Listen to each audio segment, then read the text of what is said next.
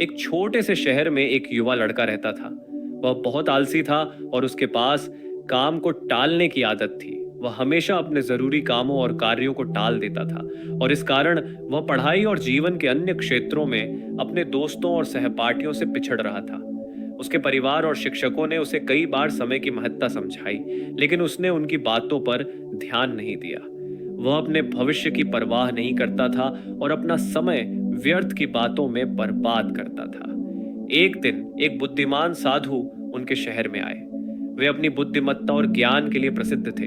कई लोग उनसे मिलने और उनसे कुछ सीखने के लिए उत्सुक थे। वह युवा लड़का भी साधु से मिलने का निर्णय लिया, यह सोचकर कि शायद वह साधु उसे ऐसा कुछ सिखा दे जिससे वह अपने दोस्तों से हर क्षेत्र में आगे बढ़ सके।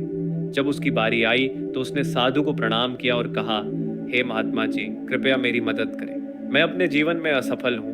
मैं अपने दोस्तों, सहपाठियों और समकक्षों से हर क्षेत्र में पीछे हूँ।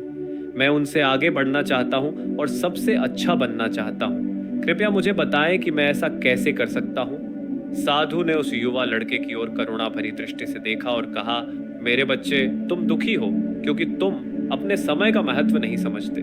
तुम समय बर्बाद करते हो और अपने कीमती क्षणों को गंवार देते हो, जिन्हें तुम कभी वापस नहीं पा सकते। मैं तुम्हें एक कहानी सुनाता हूँ जिससे तुम समय का महत्व समझ सकोगे।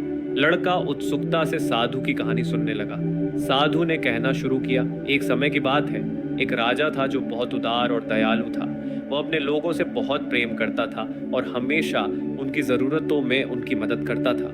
एक दिन उसने अपने पुराने सहपाठी से मुलाकात की जो उसके साथ गुरुकुल में पढ़ा था। वह सहपाठी बहुत आलसी और गरीब था। उसके पास न कोई नौकरी थी, न पैसे, न सम्मान। वह हमेशा अपनी किस्मत को कोसता था और अपनी समस्याओं के लिए दूसरों को दोषी ठहराता था। राजा ने अपने सहपाठी को पहचाना और उसकी हालत देखकर उसे दुख हुआ। उसने उससे उसके जीवन और परेशानियों के बारे में पूछा। सहपाठी ने उदास होकर कहा, हे राजा, मुझे समझ में नहीं आता कि लोग क्यों कहते हैं कि मैं कुछ भी नहीं कर सकता। जब भी मैं नौकरी के लिए जाता हूं तो सभी मुझे मना कर देते हैं। मेरे दुश्मनों ने सभी को बता दिया है कि मैं समय पर कोई काम नहीं करता। मुझे समझ में नहीं आता कि मैं क्या करूं। राजा ने कहा, चलो एक समझौता करते हैं। सूर्यास्त से पहले तुम मेरे खजाने में आओ और जितना सोना और रत्न उठा सकते हो वो सब तुम्हारा होगा। सहपाठी बहुत खुश हो गया और राजा का धन्यवाद किया। वह जल्दी से अपने घर गया और अपनी पत्नी को सब कुछ बताया। पत्नी भी बहुत खुश हुई और बोली, जाओ और अभी सोना और रत्न लेकर आओ, समय तुम्हारे लिए अच्छा है। सहपाठी ने कहा, मैं अभी नहीं जा सकता, मुझे भूख लगी है, पहले मुझे खाना दो। उसकी पत्नी ने जल्दी से खाना तैयार किया और उसे परोसा। उसने धीरे धीरे और आराम से खाना खाया, यह सोचकर कि उसके पास खजाने तक पहुंचने के लिए बहुत समय है। खाना खाने के बाद उसे नींद आने लगी और उसने कहा, मुझे एक झपकी लेनी चाहिए। मैं खजाने के पास तब जाऊंगा जब मैं जाग जाऊंगा।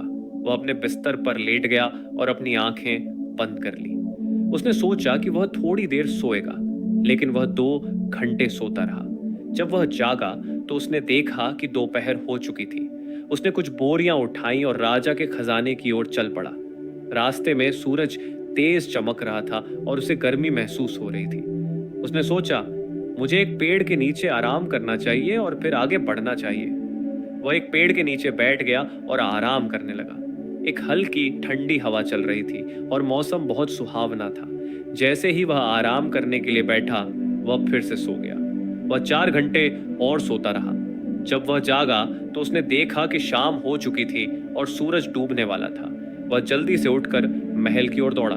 कुछ समय बाद वह अंततः महल पहुंच गया, लेकिन तब तक बहुत देर हो चुकी थी। सूरज डूब चुका था और महल के द्वार बंद हो चुके थे। वह आलसी व्यक्ति वहां निराश खड़ा था। उसने अपनी आलसी प्रवृत्ति के कारण अमीर बनने का मौका खो दिया था, क्योंकि उसने अपने समय का मूल्य नहीं समझा। साधु ने कहानी खत्म की और उस युवा लड़के की ओर देखा। लड़का निरुत्तर था। उसने अपनी गलती समझी और उसे शर्मिंदगी महसूस हुई।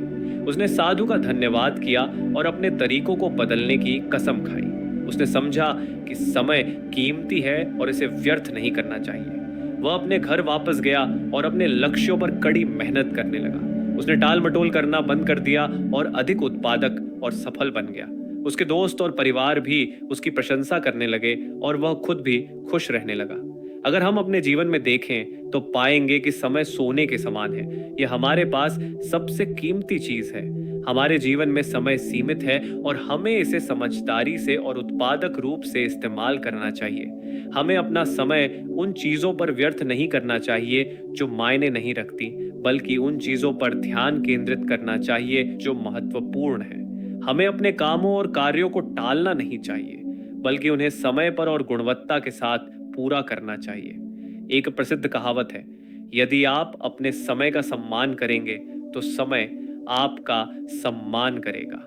लेकिन अगर आप अपने समय को बर्बाद करेंगे तो समय आपके पूरे जीवन को बर्बाद कर देगा। हम अपने समय का सही उपयोग करके जीवन में कुछ भी हासिल कर सकते हैं, लेकिन अगर हम समय बर्बाद करेंगे तो हम अपनी संभावनाओं को खो देंगे और बाद में पछताएंगे। एक यात्री से 1 मिनट का महत्व जाने जिसने अपनी ट्रेन सिर्फ 1 मिनट से छूटती, और एक छात्र से 1 साल का महत्व जाने जिसने अपने वार्षिक परीक्षा में असफल हो गया। जो लोग अपने समय का महत्व समझते हैं वे अपने जीवन में कुछ भी हासिल कर सकते हैं, लेकिन जो लोग अपने समय का महत्व नहीं समझते वे जीवन में असफल हो जाते हैं। अगर आप अपने जीवन में कुछ करना चाहते हैं तो कभी भी आलसी मत बने और अपने कामों को टालें नहीं, वरना एक दिन आप उस आलसी व्यक्ति की तरह पछताएंगे जो समय पर महल तक नहीं पहुंच सका। इसलिए हमेशा अपने समय का समझदारी से उपयोग करें। अपने परिवार और दोस्तों के साथ छोटे छोटे पलों का आनंद लें। ऐसा करने से आप न केवल अपने लक्ष्यों और सपनों को प्राप्त करेंगे, बल्कि एक संतोषजनक और पूर्ण जीवन भी जिएंगे। और इसी तरह की कहानी और मोटिवेशनल स्टोरीज के लिए हमारे चैनल को सब्सक्राइब करिए। धन्यवाद।